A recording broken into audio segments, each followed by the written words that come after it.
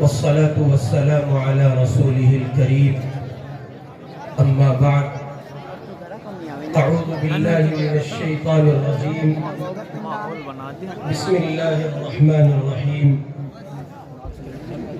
وربطنا على قلوبهم إذ قاموا فقالوا ربنا رب السماوات والأرض لن ندعو من دونه إلها لقد قلنا إذا شططا صدق الله العظيم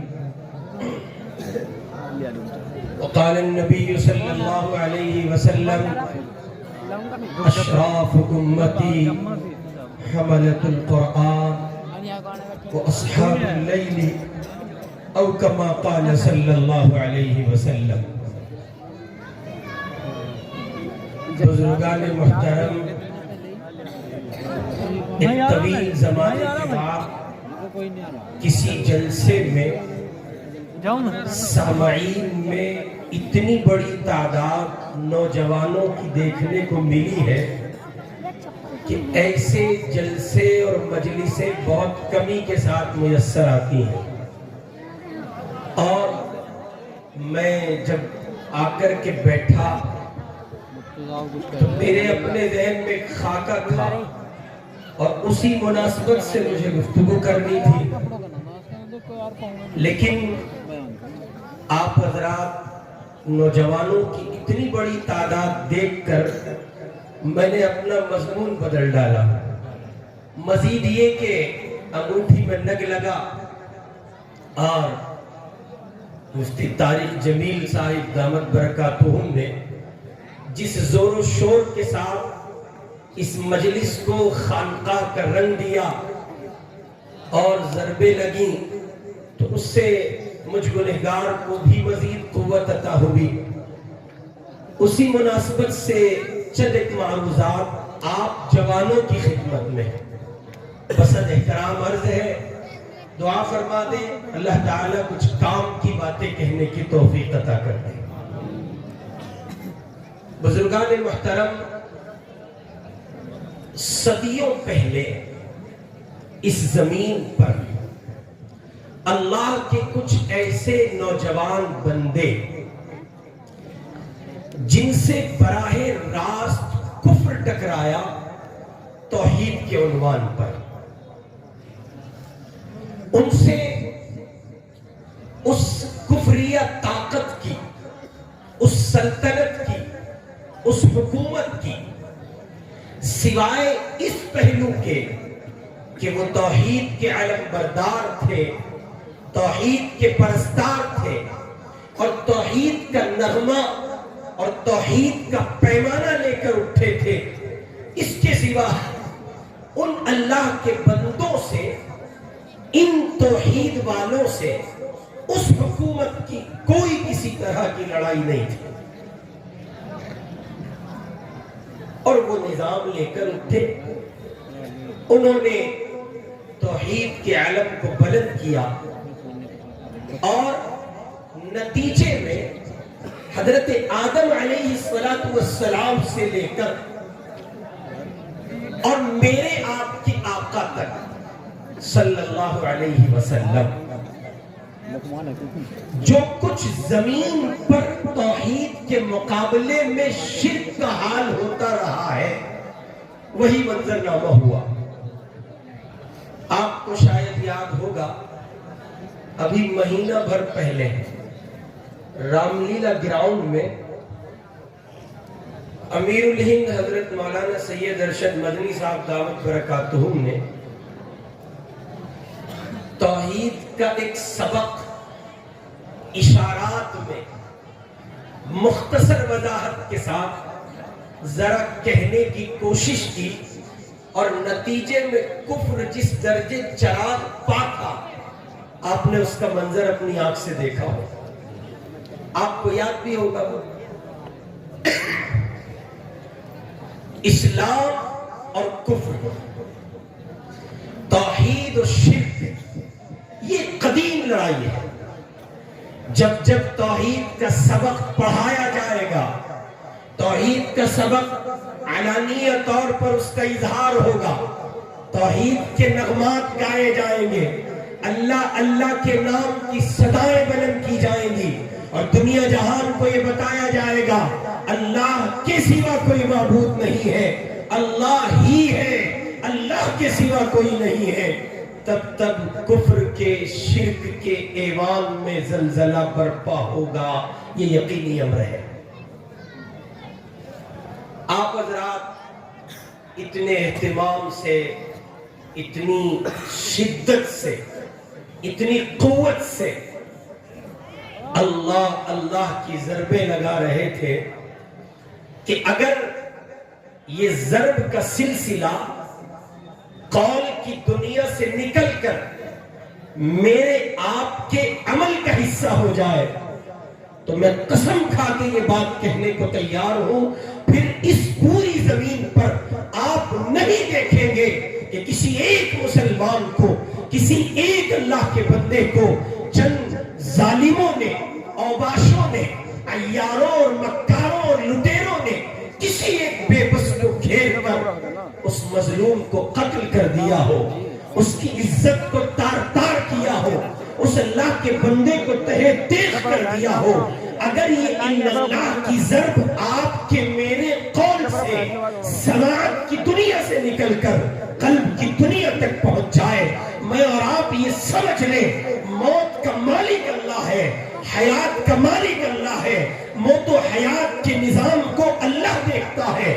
اگر یہ قلب کی دنیا کا حصہ ہو جائے، میرے آپ کے یقین کا حصہ ہو جائے، جیسے وہ اللہ کے بندے ٹکرا رہے تھے، وہ اللہ کے بندے اعلان کر رہے تھے وَرَبَطْنَا عَلَىٰ قُلُوبِهِمْ إِذْ قَالُوا فَقَالُوا رَبُّنَا رَبُّ السَّمَاوَاتِ وَالْأَرْضِ۔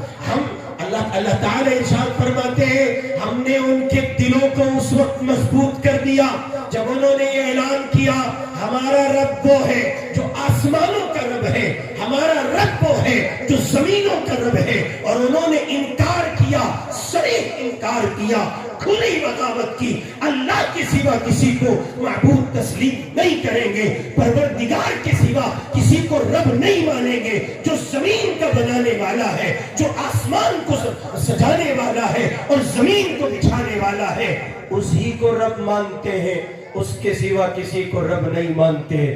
اگر آپ نگاہ رکھتے ہیں، دور کا دیکھ لیتے ہیں، اور آپ کی دور کی نگاہ کمزور نہیں ہے تو پورے ہندوستان پر نظر ڈالیے، وہی ہو رہا ہے جو قرآن کی آیت مجھے اور آپ کو بتا رہی ہے۔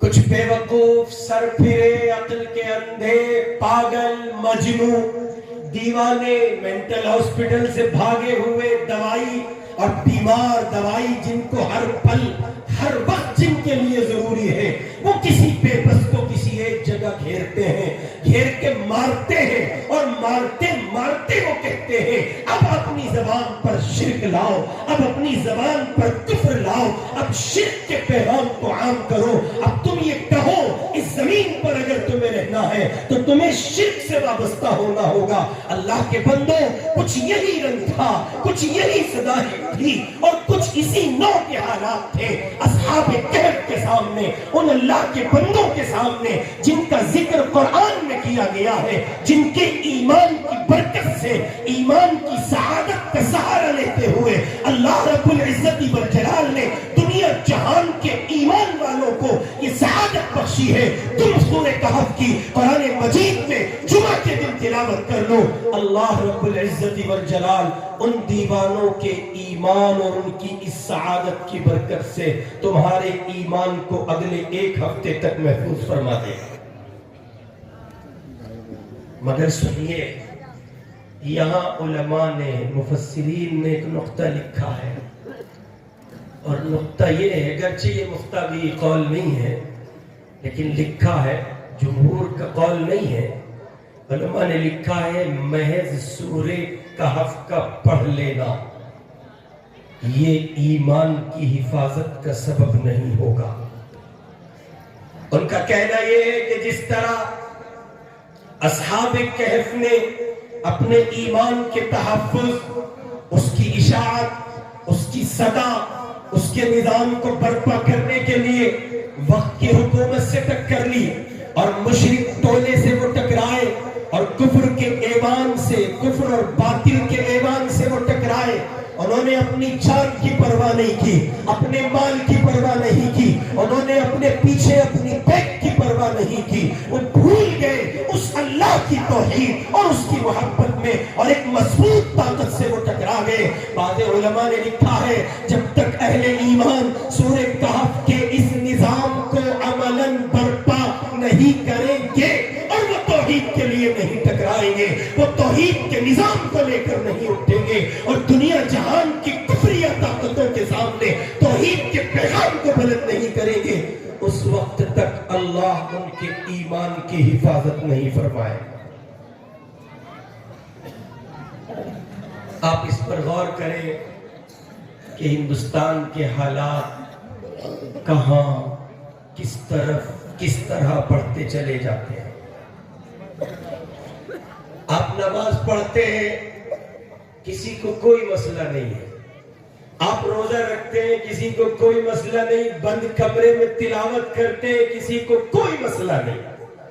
آپ نماز پڑھیں، روزہ رکھیں، زکوٰۃ دیں، حج کریں، آپ حج کرنے جائیں گے تو وہ آپ کے لیے کیمپ لگا دیں گے، وہ آپ کو سبسڈی دے دیں گے، وہ آپ کے لیے ایک خاصا انتظام کر دیں گے اور وہ آپ کو بہت سے تعاون دیں گے اور بہت سے معاملات آپ کے حل کریں گے۔ لیکن جب اسی حج کے نظام پر مبنی توحید کے نظام کو آپ زمین پر پیغام کے طور پر سنائیں گے اور آپ یہ کہیں گے اللہ کے سوا کوئی معبود نہیں ہے، آپ یہ کہیں گے وہی ہے جس کی عبادت کی جانی چاہیے، آپ جب یہ کہیں گے نظام بس نظام اسلام ہے، آپ جب یہ کہیں گے نظام بس نظام قرآن ہے، دستور بس دستور قرآن ہے، اب کفر چراغ پا ہوگا، یہاں سے آپ کی اور اس کی جنگ شروع ہو جاتی ہے، اور یہی روز اول سے رہا ہے اور یہی روز آخر تک رہے گا۔ اب میری آپ کی ذمہ داری، آپ سمجھتے ہیں کہ ملک میں ارتداد کا ماحول تیزی سے پھیل رہا ہے، آئے دن خبریں، موصولہ اطلاعات، خبریں مجھے اور آپ کو ویڈیوز میں، آڈیوز میں، تحریرات میں، تقریرات میں، مختلف زاویوں سے یہ مناظر دیکھنے کو ملتے ہیں، سننے اور پڑھنے کو ملتے ہیں کہ صاحب کوئی بیٹی تھی، مسلمان تھی، مسلم گھرانے سے آتی تھی، اسلام اس کی زندگی میں تھا، وہ عائشہ تھی، سمیہ تھی، کلثوم تھی، جویریہ تھی، اس کا باپ بھی مسلمان تھا، باپ کا باپ بھی مسلمان تھا، اور اب تو انتہا ہو گئی، وہ بیٹیاں جو عالمہ کہلاتی ہیں، وہ بیٹیاں جو قرآن کی حافظہ ہیں، وہ بیٹیاں جن کا باپ عالم ہے، جن کا دادا عالم ہے، گھرانے میں حفاظ پائے جاتے ہیں، جاؤ ملک کے مختلف خطوں کے حالات ہیں، ان گھرانوں کی بیٹیاں، وہ بیٹیاں جو سینوں میں قرآن رکھتی ہیں، اسلام کی دہلیز چھوڑ کر کفر کی زمین قبول کر رہی ہیں۔ آپ سمجھتے ہیں کیوں؟ اس لیے کہ باطل کو مسئلہ نظام اسلام سے ہے اور نظام اسلام کی پرواہ مجھے اور آپ کو ہے نہیں۔ جس درجے کا مسلمان وہ مجھے اور آپ کو رکھنا چاہتا ہے، اسی درجے کا مسلمان میں اور آپ رہنا چاہتے ہیں۔ چنانچہ مسئلہ نہیں ہے امریکہ میں، فرانس میں، برطین میں، UK میں، USA میں، زمین کے کسی خطے پر کوئی مسئلہ نہیں ہے۔ یہی مسلمان افغانستان میں بستا ہے، ملک ان کا ہے، زمین ان کی ہے، خطہ ان کا ہے، بسنے والی وہ قوم ہے، لیکن امریکہ کے پیٹ میں درد ہوتا ہے، برطین تڑپتا ہے، فرانس کو جلن ہوتی ہے، جہان بھر کا کفر بلک اٹھتا ہے۔ آپ سمجھتے ہیں کیوں؟ وہ نماز پر نہیں لڑ رہے ہیں، وہ قرآن پر نہیں لڑ رہے ہیں، وہ زکوٰۃ پر نہیں لڑ رہے ہیں، وہ حج پر نہیں لڑ رہے ہیں۔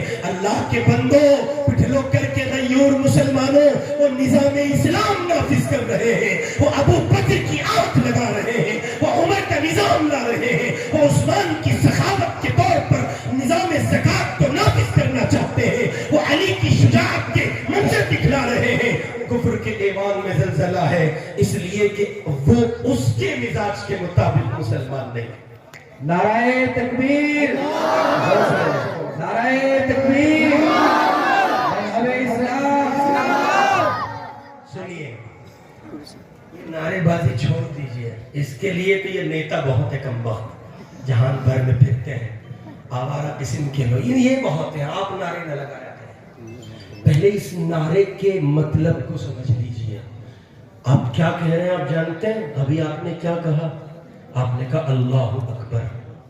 اس کی میننگ سب کو سمجھ آتی ہے, سب جانتے ہیں. اللہ اللہ اللہ. پھر یوں کیوں مانتے ہیں کہ حالات اچھے نہیں ہیں, اسلام کیسے نافذ کریں؟ اگر آپ کے ذہن و دماغ میں یہ بات راسخ ہے تھی کہ اللہ سب سے بڑا ہے, تو چہرے پہ داڑھی کیوں نہیں ہے؟ آپ اگر یہ مانتے ہیں اللہ سب سے بڑا ہے, آپ کے اخلاق میں درستگی کیوں نہیں ہے؟ آپ یہ مانتے ہیں اللہ سب سے بڑا ہے, نگاہ کی پاکیزگی کیوں نہیں ہے؟ سماعت کی طہارت کیوں نہیں ہے؟ آپ کے میرے قلب کی دنیا میں تصفیہ کیوں نہیں ہے؟ اللہ کے بندوں, میرے آپ کے بازار گندے ہیں, معاملات اچھے نہیں ہیں, معاشرت تباہ ہو چکی ہے, مسلمانوں کو کوئی قریب لگانے کو تیار نہیں ہے. کس منہ سے کہہ رہے ہو اللہ سب سے بڑا ہے؟ اگر اللہ سب سے بڑا ہے تو پھر گوشت کے بند ہو جانے پر خوف کیوں ستاتا ہے؟ بی جے پی کے آ جانے پر ڈر کیوں بیٹھ جاتا ہے؟ آپ سہمے کیوں رہتے ہیں؟ حکومت کے بدلنے سے آپ کی سوچ کیوں تبدیل ہو جاتی ہے؟ آپ یہ کہہ کیوں گزرتے ہیں اب ہندوستان میں رہنے کے حالات نہیں ہیں؟ سنو, ایک دنیا ہندوستان کی ایک بڑی تعداد یہ کہہ رہی ہے اب ہندوستان میں رہنے کے حالات نہیں ہیں, اور دیوانے یہ کہہ رہے ہیں حالات ہی اب آئے ہیں, اس لیے کہ اسلام زندہ ہوتا ہے ہر کربلا کے بعد.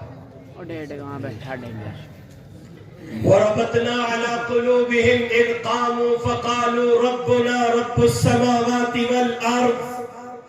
اصحاب کہف, چند نوجوان موجودہ حکومت سے بغاوت, نعرہ توحید, پیغام توحید. وہ کہتا ہے مجھے خدا کہو, وہ کہتے ہیں تو خدا نہیں ہو سکتا, وہ کہتا ہے میں تمہیں کھلاتا ہوں, وہ کہتے ہیں تو نہیں کھلاتا, وہ کہتا ہے میری حکومت ہے, وہ کہتے ہیں تیری حکومت نہیں ہے. کس کی حکومت ہے؟ جو زمین کا رب ہے, آسمان کا رب ہے, جہان بھر کو رزق دیتا ہے. وَمَا مِن دَابَّةٍ فِي الْأَرْضِ إِلَّا عَلَى اللَّهِ رِزْقُهَا وَيَعْلَمُ مُسْتَقَرَّهَا وَمُسْتَوْدَعَهَا.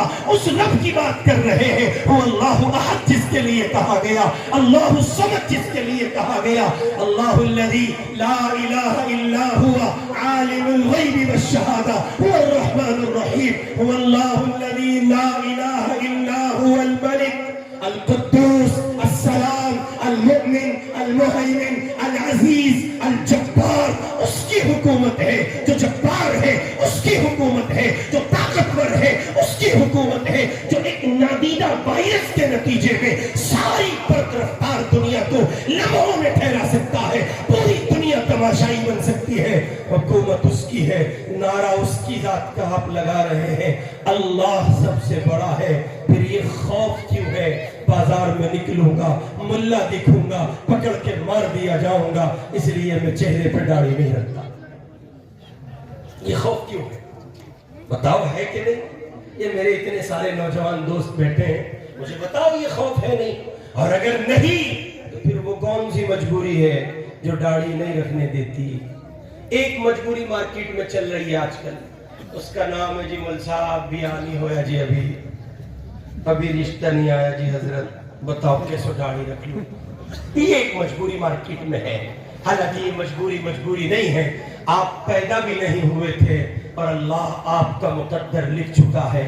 جس ساتھی کو آپ کی زندگی کا شریک بننا ہے وہ منتظر ہے, وہ ہے کہیں, وہی آئے گا, کوئی اور نہیں آئے گا. منتظر ہے وہ آپ کا, اور آپ اس کا مقدر ہے, وہ آپ کا مقدر ہے. اللہ کے بندوں, جو تقدیر کا ساتھی ہے, تقدیر کا حصہ ہے, وہ آپ کو بہر صورت ملے گا. لیکن یاد رکھو, اگر محض اس مجبوری کی وجہ سے آپ چہرے پہ سنت نہیں سجاتے ہیں, سوال دے کے جا رہا ہوں آپ کو, بروز حشر ہے, عدالت محمد ہے, عدالت خداوندی ہے. آدم سے لے کے دنیا کے آخری انسان تک ساری کائنات جمع ہے اس مجمع میں, جہاں ایک چھوٹا اور ایک بڑا, ہر چھوٹا بڑا آدمی موجود ہے. ساری کائنات جمع ہے, وہاں مجھے اور آپ کو پکار کر نام لے کے خدا نخواستہ یہ بات محمد الرسول اللہ نے کہہ دی, تم کہاں جاتے ہو؟ ٹھہرو، ادھر آؤ، تم کہاں جاتے ہو؟ کیا نام ہے؟ فلاں نام ہے۔ کس امت کے ہو؟ آپ کی امت میں ہوں۔ میرے امتی ہو، تمہارے چہرے پہ سنت نہیں تھی، میرے چہرے سے تمہارا چہرہ میل نہیں کھاتا تھا، کس منہ سے کہتے ہو میرے امتی ہو؟ میرا چہرہ تمہیں راس نہ آیا، میرا لباس تمہیں راس نہ آیا، میرا کردار تمہیں راس نہ آیا، میری بغاوت کرتے ہو، محبت کا دم بھرتے ہو، محبت کا دعویٰ کرتے ہو، دلیل سے خالی ہو۔ اللہ کے بندو، میرے آپ کے پاس کوئی جواب نہیں ہوگا۔ اس لیے نوجوانوں سے عرض کر رہا ہوں، انسان کی زندگی میں 3 دور آتے ہیں، ایک کا نام بچپن، دوسرے کا جوانی، تیسرے کا 55۔ بچپن اور 55 یکساں ہیں، درمیان میں جوانی ہے، کر گزرنے کے دن، انقلاب کے دن، اتھل پتھل کے دن، یہاں وہاں کے دن، ادھر سے ادھر کے دن، ایک بڑے نئی فکر، نئی سوچ، نئی امنگیں، نئی قوتیں، نئی چاہتیں اور نئی صلاحیتوں کے ساتھ کسی نئے نظام کو برپا کرنے کے جو دن ہوتے ہیں وہ نوجوانی جوانی کے دن ہوتے ہیں۔ اب تک قوموں میں جو انقلابات برپا رہے ہیں وہ جوانوں نے کیے ہیں۔ کس نے کیے ہیں جی؟ اجی بولو، کس نے کیے ہیں؟ مکے کی زمین ہے، حضور پاک توحید کا نظام دار ارقم میں پڑھاتے ہیں، دار ارقم میں سناتے ہیں، صحابہ حرم محترم سے سہمے نکلتے ہیں، راستوں کے کنارے چلتے ہیں اور کنارے چل چل کے دار ارقم پہنچتے ہیں، سہم کے رہتے ہیں، ڈر کے رہتے ہیں۔ ابو جہل آنکھیں دکھاتا ہے، ابو لہب آنکھیں دکھاتا ہے، عتبہ اور شیبہ کا ظلم مکے کی زمین پر سر چڑھ کے بول رہا ہے۔ محمد کے دیوانے سہمے رہتے ہیں۔ اسی اسنا میں ایک دیوانہ ہے، ایک جوان ہے، ایک دلیر ہے، ایک بہادر ہے، ایک شیر ہے، اللہ کا دیوانہ ہے، اللہ اس کا انتخاب کر رہا ہے، محمد کی مراد ہے، وہ ساری کائنات کے لیے محمد مراد کی حیثیت رکھتے ہیں صلی اللہ علیہ وسلم۔ اور یہ ایک شہزادہ ہے، یہ محمد الرسول اللہ کی مراد کی حیثیت رکھتا ہے۔ ہاتھ اٹھائے ہیں محمد الرسول اللہ نے، اللہ عمر بن ہشام یا عمر بن خطاب، ان دو کے ذریعے سے اسلام کی عزت کو 4 چاند لگا دیجئے۔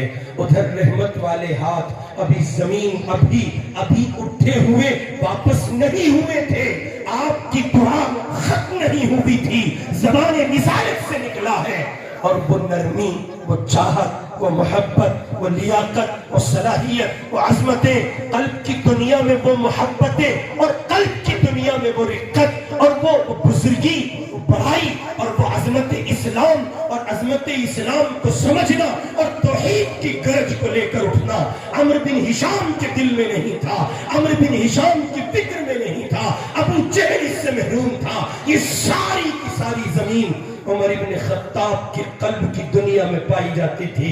محمد رسول اللہ کی دعا ہے، اللہ کی عطا ہے، اور حضور پاک علیہ السلام کے حضور پہنچ کر یوں عمر بن خطاب کہتے ہیں، اشہد ان لا الہ الا اللہ و اشہد ان محمد رسول اللہ۔ ادھر کلمہ پڑھا ہے، ایک مصطفیٰ کے دیوانوں میں ایک جوان شامل ہو گیا ہے، مصطفیٰ کے دیوانوں میں ایک جوان آ گیا ہے، اس جوان نے کلمہ طیبہ کے نعرے کو بلند کر دیا ہے، وہ جوان کہہ چکا ہے اللہ کے سوا کوئی معبود نہیں ہے۔ اللہ کے بندو، آپ دیکھو حضور کے دیوانوں میں اس جوان کی آمد، حضور علیہ السلام کی خدمت میں حاضر ہوئے اور اللہ کے لاڈلے حبیب سے کہا، پیارے پیغمبر، اب دار ارقم میں عبادت نہیں ہوگی، اب چھپ کر عبادت نہیں ہوگی، اب کسی سے ڈر کر عبادت نہیں ہوگی، اب توحید کا پیغام چھپ کر نہیں سنایا جائے گا، میرے پیارے محبوب، اب توحید کے نظام کو علانیہ بلند کیا جائے گا۔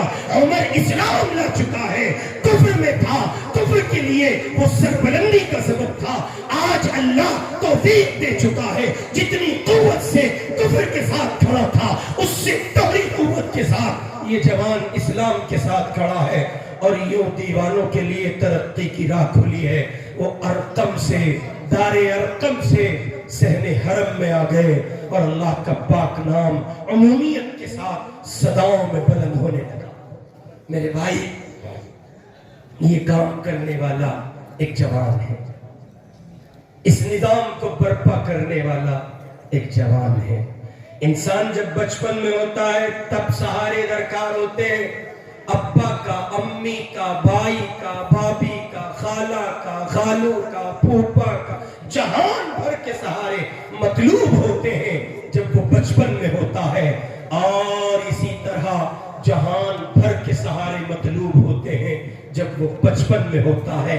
بچپن میں قوت آئی نہیں ہوتی ہے اور بچپن میں قوت آ کر چلی گئی ہوتی ہے۔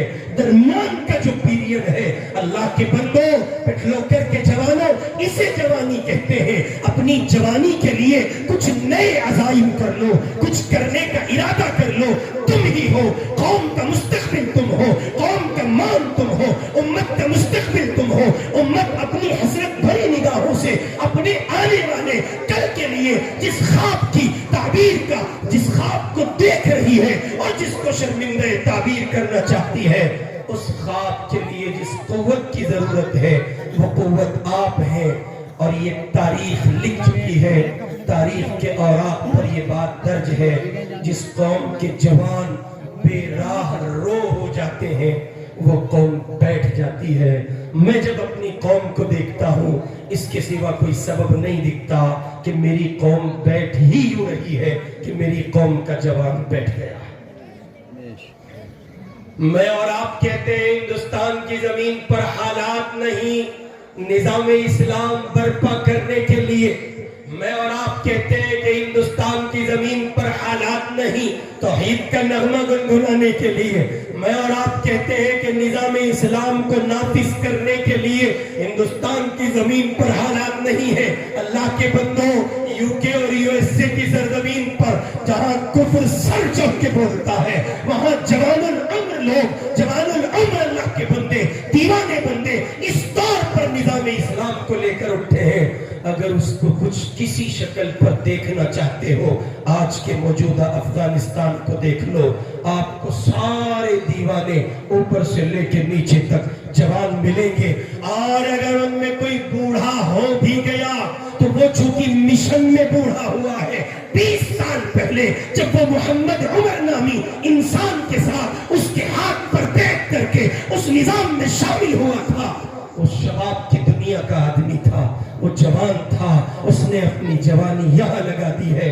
نتیجے میں آج وہ اللہ کے بندے ساری دنیا اسلام کے لیے بالخصوص اور دنیا انسانیت کے لیے بالعموم ایک آئیڈیل کی حیثیت رکھتے ہیں۔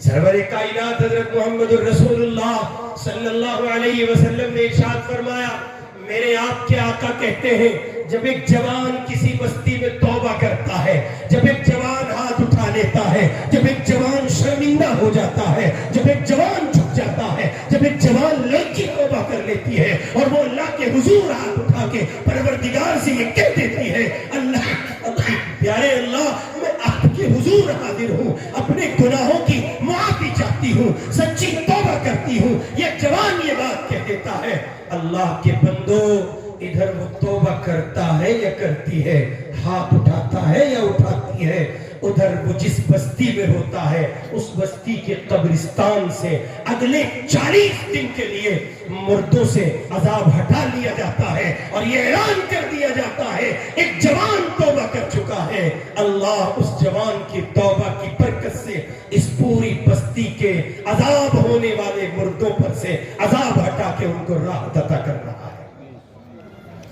حضور کی خدمت میں یہ کے بعد دیگر 2 لوگوں نے اسلام قبول کیا، ایک تھے چچا، بوڑھے بڑے میاں بزرگ، اسلام قبول کیا چلے گئے، ایک دوسرا نوجوان آیا، اس نے اسلام قبول کیا اور وہ وہاں سے رخصت ہوا، ادھر جبریل امین آئے اور آ کے کہا اللہ کے لاڈلے رسول، یہ جوان جو ابھی اسلام قبول کر کے گیا ہے آپ ذرا اس کو بلائیں اور بلا کے کہیں اللہ کی جانب سے اس کے لیے اس کے اسلام قبول کرنے پر مبارکباد دی ہے؟ فرمایا اس سے پہلے ایک بوڑھے نے کیا ہے۔ کہا پیارے محبوب اس جوان نے شباب کے جس زمانے میں اسلام قبول کیا ہے، 1000 چاہتیں تھیں، 1000 امنگیں تھیں، 1000 تمنائیں تھیں، اس شباب کی حالت میں یہ اسلام اپنا رہا ہے، اللہ کی طرف سے اس کے لیے دوہری مبارکباد ہے۔ اس لیے جوانوں عرض کر رہا ہوں، اپنے وجود پر اسلام نافذ کرو، چہرے پہ سنت سجاؤ، فضول کی فالتو کی لاگ لپیٹ کی باتیں نہ کرو، یہ نہیں وہ نہیں، ایسا نہیں ویسا نہیں، نوکری نہیں، کلچر نہیں، فیوچر نہیں، سماج نہیں، تہذیب نہیں، ساری کی ساری چیزیں رکھی رہ جاتی ہیں جب آپ ایک اللہ کے لیے اٹھتے ہیں، پھر آپ ہی آپ ہوتے ہیں، کوئی دوسرا نہیں ہوتا۔ اس لیے اپنے وجود پر اسلام نافذ کیجئے اور ایک ایک برائی کا چن چن کر خاتمہ کیجئے۔ کوئی نہیں دیکھتا آپ کے فون میں کیا ہے، بڑے سب لاکرز آپ نے رکھے ہوئے ہیں، ہر ایک ایپ کو آپ نے لوگ کیا ہوا ہے، کوئی نہیں جانتا آپ کون سے بابو کی دنیا میں سفر کر رہے ہیں، لیکن وہ سب جانتا ہے، اس سے میں اور آپ لمحہ بھر نہیں چھپ سکتے۔ ان ربک لبالمرصاد۔ آپ اپنے مکان میں، کمرے میں، بیڈ روم میں، رضائی میں، تنہائی میں ہیں اور آپ کو لگتا ہے کوئی نہیں دیکھتا، لیکن اس کی نگرانی مستقل جاری ہے۔ اور ذرا تخیل کی پرواز میں سفر کر کے سوچیں، کچھ دیر کے لیے اپنے من کی دنیا میں کھو جائیں۔ آپ سے مخاطب ہوں جوانوں، جب میں اور آپ رات کی تنہائی میں، تاریکی میں، رضائی میں چھپ کر گناہ کر رہے ہوتے ہیں، ساری دنیا سے چھپ گئے، اللہ دیکھ رہا ہے۔ کچھ دیر کے لیے دل کی دنیا میں جائیں، تخیل کی پرواز کا سفر کریں اور سوچیں، اس وقت گویا اللہ یہ کہہ رہا ہوتا ہے، میرے بندے اپنے باپ سے تو چھپ گیا، ماں سے چھپا، بہن سے چھپا، بیٹی اور بیوی سے چھپا، اور تو اور جسے تو کم سے کمتر سمجھ سکتا تھا، ہر اس کمتر سے چھپ گیا۔ میں تیرا اللہ، تیرا مالک، کھانے کو بھی دیتا ہوں، پینے کو بھی دیتا ہوں، تیری ہر چھوٹی بڑی ضرورت کو پورا کرتا ہوں۔ میرے بندے تیری نگاہ میں میری حیثیت اتنی بھی نہیں تھی، میں تجھے دیکھ رہا ہوں اور تو گناہ کر رہا ہے۔ کبھی اس نظریے سے اس دنیا میں گم ہو کر، اس احساس کے ساتھ، اس ادراک کے ساتھ، تخیل کی اس پرواز کے ساتھ اپنے اللہ سے اپنے تاروں کو کنیکٹ کر کے کچھ دیر سوچ لیا کریں، قسم رب کعبہ کی، ایمان کی حلاوت کی، وہ مٹھاس آپ کے قلب کی زمین پر اترے گی کہ آپ کو لگے گا ہاں میں نے کچھ 2-4 پل دنیا میں اچھے جیے۔ کوئی نہیں دیکھتا لیکن وہ دیکھ رہا ہے۔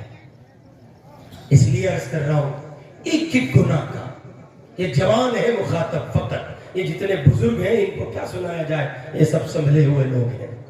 جوانوں سے گزارش ہے، پورا معاشرہ آپ پر ہے، اگر آپ برباد ہیں تو اس معاشرے کو ایسی نہیں، ایسی تقریر کی تو بات ہی کوئی نہیں، میں تو خالی چیخ رہا ہوں، تقریر تو آپ کو دیگر علماء اکرام سننے کو ملیں گے تو وہ تقریر ہوگی۔ اللہ کی قسم ہزاروں لاکھوں کروڑوں واعظین آپ کو کہیں، سنائیں، چیخیں، چلائیں، وہ سب بے معنی ہے اگر میری قوم کا جوان نہیں اٹھتا۔ آپ کیا سمجھتے ہیں یہ حالات کسی اور کی وجہ سے خراب ہے؟ آپ کی وجہ سے خراب ہے۔ مجھ سے ایک نوجوان نے کہا، حضرت اشارے دیتا ہوں جو گفتگو میں، کھل کر بات کرنے کا مزاج نہیں رکھتا ہوں، آپ سمجھے تو سمجھے۔ ایک نوجوان نے مجھ سے کہا، حضرت حضور کی شان میں گستاخی ہو رہی ہے، کیا کیا جائے؟ آپ کا بھی سوال ہے یہ؟ جوانوں سے پوچھتا ہوں، جوان بتائیں آپ کا سوال ہے یہ؟ ہاتھ اٹھائیں ذرا، کس کس جوان کا سوال ہے؟ آپ سمجھیں گے، میں سوال سمجھا دیتا ہوں، صحیح فرما رہے مولانا۔ آپ جتنے نوجوان بیٹھے ہیں، میں عرض کر رہا ہوں، ایک نوجوان نے مجھ سے کہا کہ حضور کی شان میں گستاخی ہو رہی ہے، ہمارے آقا کو برا کہا جا رہا ہے، مولانا کیا کیا جائے؟ اب سوال سمجھے؟ آپ سمجھ گئے؟ آپ کا بھی سوال ہے؟ اب ہاتھ اٹھائیں، کس کس کا ہے؟ مولانا فرحت عمر صاحب کا نام یہی ہے نا؟ ہاں وہ ہمارے دوست ہیں، چلے انہی سے کریں گے بات اس مسئلے میں. تو آپ سبھی کا سوال ہے کہ حضور کی شان میں گستاخی ہو رہی ہے، کیا کیا جائے؟ میں آپ سے ایک سوال کرتا ہوں، کیا یہ سوال کرنے کا سوال ہے؟ بتائیں، جواب دیں. کیا اس سوال کی گنجائش ہے؟ ہندوستان میں مسلمان 30 کروڑ. امام مالک سے سوال پوچھا گیا، جہاں مسلمانوں کی ایک بڑی تعداد موجود ہو، زور آور ہو، طاقتور ہو، وہاں حضور کی شان میں گستاخی ہو اور مسلمان کچھ نہ کرے، کیا کیا جائے؟ امام مالک کہتے ہیں پوری قوم کو ڈوب کے مر جانا چاہیے، جینے کا حق نہیں. اب پوچھتا ہوں آپ سے، یہ سوال کرنے کا ہے؟ اجی بولو نا، بولو نا، کرنے کا ہے؟ آپ بڑے دھڑلے سے کہتے ہیں پارلیمنٹ میں ہماری اردو مت مٹائیے. آپ سے سوال ہے حضرت، آپ میں سے اردو کتنے لوگ پڑھے ہیں؟ بیان نہ سنا کرو، سوال کر لیا کرو خود سے. یہ سننے کے مریض ہو گئے ہم لوگ، عادت ہو گئی، بیماری لگ گئی ہمیں. بیان بیان بیان بیان بیان. مولانا یوسف صاحب رحمۃ اللہ علیہ کا قول، بہت جامع بات. مولانا فرمایا کرتے تھے تم نے کانوں کی عیاشی اب بھی نہیں چھوڑی. پہلے کنجریوں کے گیت سنتے تھے، اب علماء کے بیانات سنتے ہو، کانوں کو خزا دیتے ہو. زندگی پہلے بھی ویسی تھی، زندگی آج بھی ویسی. ابھی وہ ایک بزرگ عالم دین وہاں کمرے میں بیٹھے تھے، حضرت علامہ رفیق صاحب رحمۃ اللہ علیہ اور حضرت جلال آبادی کے صحبت یافتہ تھے، اللہ ان کو سلامت رکھے. وہ رونا رو رہے تھے میرا آپ کا. اصل میں بات یہ ہے کہ میں اور آپ یہاں تک ہیں، یہاں سے یہاں تک نہیں ہے. حضرت جلال آبادی رحمۃ اللہ علیہ سے کسی نے کہا حضرت یہ اسلامی حکومت کب آئے گی؟ بھائی بتا دوں صاحب، یہ اسلامی حکومت کب ہوگی؟ حالات بہت خراب ہو رہے ہیں. اور پچھلے دنوں گوشت بند ہو گیا تھا نا، ان دنوں میں جلسے چل رہے تھے. اب ہم دلی کے امام، ویسے نہاری منہ لگی ہوتی ہے، بڑا مسئلہ. بریانی قورمہ کوئی بڑی چیز نہیں، ہر دن یہی ملتا ہے شہروں میں.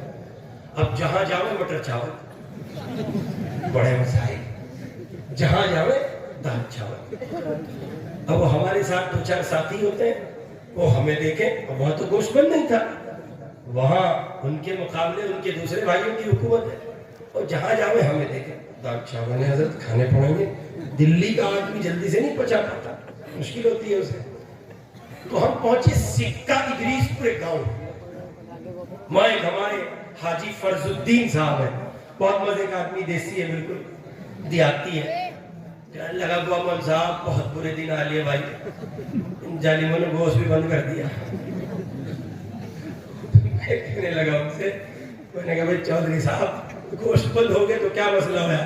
رہنے کو برے برے دن دیکھے، اتنے برے نہیں دیکھے جو گوشت بھی نہ ملے. یہ میری آپ کی دنیا ہے، یعنی ہم یہیں سے چلتے ہیں اور یہیں تک آتے ہیں.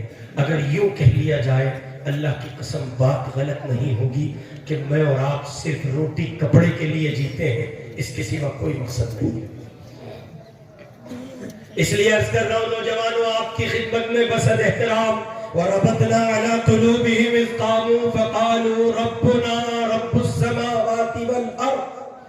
وہ اللہ کے بندے جن کے دلوں کو پروردگار نے مضبوط کیا، پختہ کیا، استحکام بخشا، اور ایک باطل قوت کے سامنے وہ ٹکرا گئے. انہوں نے اعلان کر کے کہا اللہ کے سوا کوئی معبود نہیں ہے، ہم اسی کی پرستش کرتے ہیں، اسی کی پوجا کرتے ہیں. یہ اعلان تو نہیں ہے، یہ نعرہ تو نہیں ہے، ایمان اس انداز پر چھینا تو نہیں جا رہا ہے، براہ راست حکومت تو نہیں ٹکرا رہی ہے، لیکن حکومتوں کے پالے ہوئے وہ ٹٹو، حکومتوں کے پالے ہوئے وہ شریف، جنید و ناصر کو زندہ جلانے والے، موب لنچنگ کرنے والے، مسلم دشمنی پر ابھرنے والے لوگ زمان حال سے یہی پیغام سنا رہے ہیں.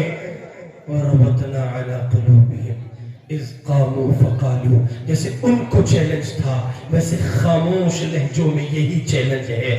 شکل بدلی ہے، نوعیت بدلی ہے، مرحلے تبدیل ہے، زمین تبدیل ہے، حکومت تبدیل ہے، زاویے بدل چکے ہیں، لیکن منظرنامہ یہی ہے، اس کے سوا کچھ نہیں ہے. اب ظاہر ہے کہ جب منظرنامہ یہی ہے تو سبق یہاں چھپا ہے، یعنی مرض یہاں ہے تو علاج بھی یہی ہے. قرآن میں ایسا کوئی مرض بیان نہیں کیا گیا قوموں کا جس کا ساتھ میں علاج بیان نہ کیا گیا ہو. ابھی شرک کا مرض بیان کیا گیا، ساتھ ساتھ توحید کا علاج بیان کر دیا گیا. جیسے انہوں نے کہا تھا ربنا رب السماوات والارض، ہمارا رب وہ ہے جو زمین و آسمان کا رب ہے. آپ علانیہ کہہ دیجئے، اپنے وجود پر اسلام نافذ کر کے کہہ دیجئے. اس چہرے پہ سنت سجی ہے، اس سے بڑا توحید کا سرٹیفکیٹ کیا چاہتے ہو؟ یہ آنکھیں حرام نہیں دیکھتی، یہ کان غلط نہیں سنتے، یہ زبان غلط نہیں بولتی، یہ ہاتھ غلط نہیں پکڑتے، یہ پاؤں غلط سمت نہیں اٹھتے، یہ ظلم نہیں کرتے، یہ ظلم نہیں ہونے دیتے.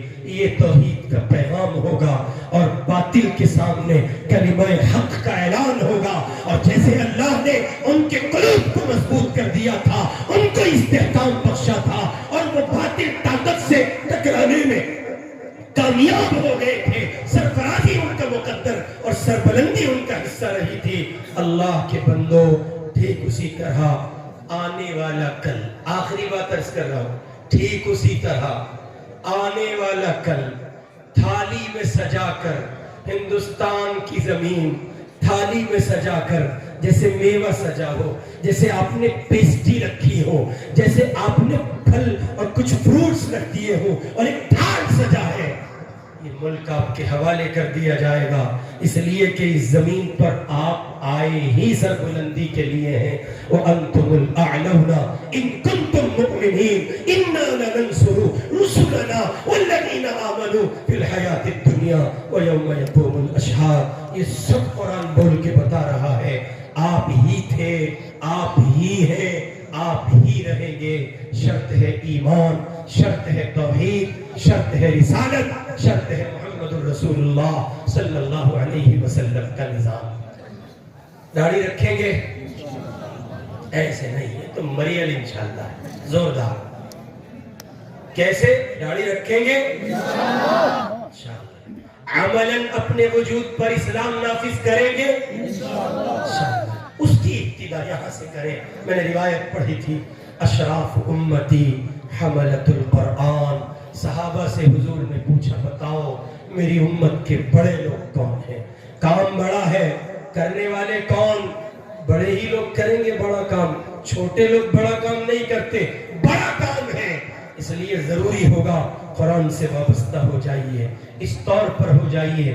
آپ کا اٹھنا بیٹھنا، سونا جاگنا، چلنا پھرنا، آپ کا دن اور رات، آپ کی فکر پورے طور پر قرآن کے ارد گرد چکر لگاتی ہو. قرآن، بس قرآن، بس قرآن. قرآن کے سوا آپ کو کچھ نہ دکھتا ہو. اس نظام کو لے کر اٹھیں اور اس کے لیے اپنے وجود پر اسلام نافذ کرتے ہوئے آپ جتنے نوجوان یہاں بیٹھے ہیں جنہوں نے قرآن نہیں پڑھا وہ یہ طے کریں کہ وہ قرآن پڑھیں گے انشاءاللہ.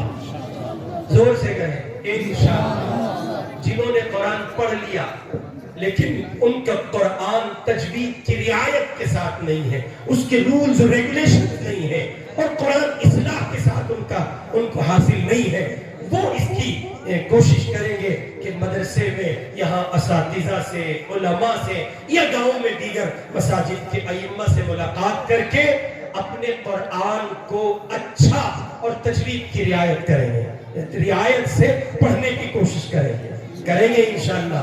آخری بات یہ کہ یہ جو ہمارے چھوٹے چھوٹے معصوم بچے بیٹھے ہیں، آپ کی اولاد ہے، آپ کے بھتیجے ہیں، بھانجے ہیں، آنے والا کل آج سے کہیں زیادہ یہ تباہ کن ہوگا، یہ تابناک ہوگا.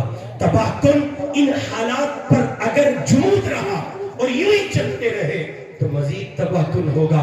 اور اگر سنبھل گئے، کچھ اچھے فیصلے لے لیے تو یہ آنے والا کل تابناک ہوگا. اس اچھے فیصلوں کے لیے، ان اچھے فیصلوں میں ایک بنیادی اور اچھا فیصلہ یہ ہے کہ یہ جو چھوٹے چھوٹے معصوم بچے ہیں یہ میرا آپ کا کل ہے، آنے والا کل ہے، کل کا ہندوستان ہے. ان کے دل کی زمین پر قرآن نقش کر دیجئے. اللہ نہ کرے اگر ایسا ہوا بھی کہ کفر نے ان کی زمین پر یلغار کی اور ان کا ایمان چھیننا چاہا تو چونکہ قرآن اندر ہوگا جان تو دے دیں گے لیکن اپنے ایمان کا سودا بول کے بتا، اپنے ایمان کا سودا نہیں کریں گے۔ ایک شعر پڑھتا ہوں حضرت خواجہ صاحب رحمۃ اللہ علیہ کا، کامیابی تو کام سے ہوگی، کامیابی تو بولو، کامیابی تو کام سے ہوگی نہ کہ حسن کلام سے ہوگی۔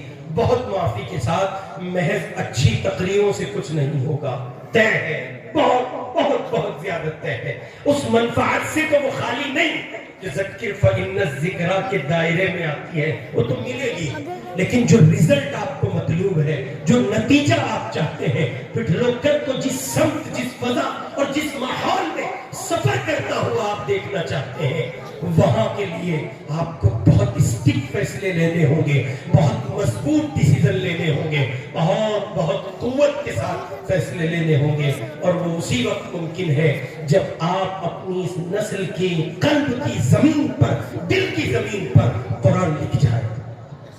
یہ اگر ہو گیا تو آپ یقین مانیں ساری دنیا سر پٹخے گی، سارا عالم کفر چیخے گا۔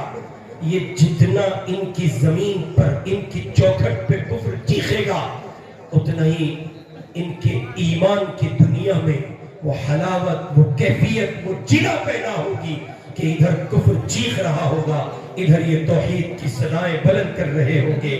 کامیابی تو کام سے ہوگی نہ کہ حسن کلام سے ہوگی، فکر کے اہتمام سے ہوگی، ذکر کے التزام سے ہوگی۔ ایک اچھے سچے پکے مسلمان کے طور پر اپنے وجود پر اسلام ظاہری شکلوں میں نافذ کرتے ہوئے داڑھی رکھو، ملا بنو ملا، بہت سیدھے سیدھے لفظوں میں اگلا دور ملاؤں کا ہے، آپ مانو نہ مانو، بہت دور کی دیکھ کے کہہ رہا ہوں، اگلا دور کس کا ہے؟ حاجی بولو، ملا سے مراد مولانا صاحب نہیں، ملا سے مراد وہ جو ملاؤں جیسی شباہت رکھتا ہے۔ آپ نے نہیں دیکھا چند مہینوں پہلے ساری دنیا کا سپر پاور میڈیا ملاؤں کے پیچھے کتے کی طرح دوڑ رہا تھا؟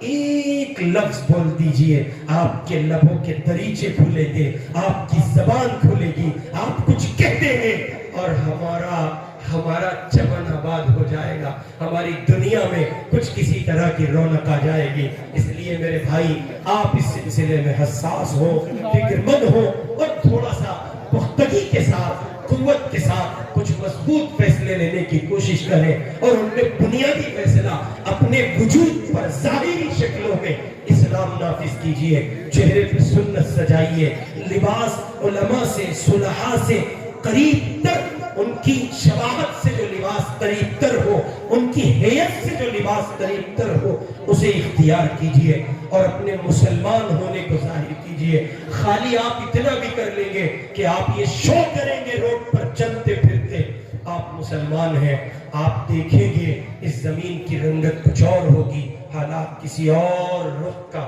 کسی اور دھارے کا پتہ آپ کو دیں گے۔ اللہ رب العزت والجلال مجھے اور آپ کو عمل کی توفیق نصیب فرمائے۔ وآخر دعوانا ان الحمدللہ رب العالمین۔